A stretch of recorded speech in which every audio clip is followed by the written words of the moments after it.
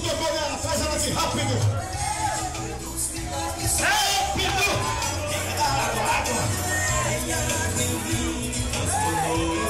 Foi lá na casa de Jairo, que com autoridade clamou, deu uma menina morta. Leite de milagre!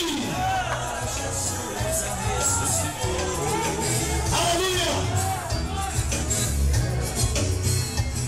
Chegando em Jericó, esse fato aconteceu. Jesus Cristo encontrou. Ela não falava e nem ouvia. Como passou o dia hoje?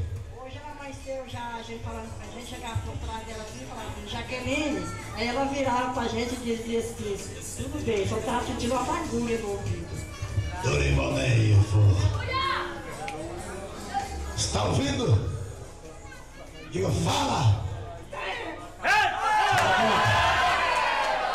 Ela foi impactada pelo poder de Deus aqui. Ela era surda e muda. Surda e muda. Há quanto tempo? Ela nasceu assim.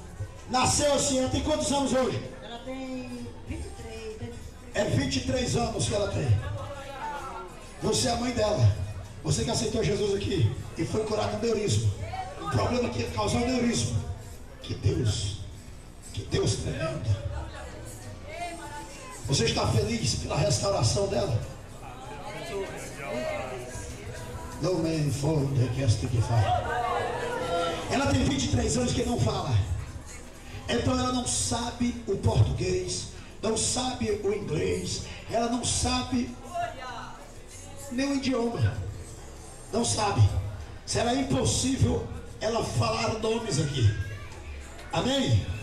Amém, irmãos? Mas eu vou pedir para ela falar aqui 2 palavras a Deus, que era a confirmação que eu queria, para saber se ela estava curada. Agora o que ela precisa, seu nome? Maria Lúcia. É do aprendizagem. É do ensinar, desenvolver. Vocês vão vir conver comigo com uma pessoa com 23 anos de idade que nunca disse ABC, não sabe falar o português. Diga comigo, fala. Aleluia. Você tem alguma dúvida ainda? Onde foste aqui? Aleluia. Levante as suas mãozinhas para cima. Eu te chamei aqui para que o nome de Cristo seja glorificado. Aleluia. Dê um abraço da sua mãe. Aleluia.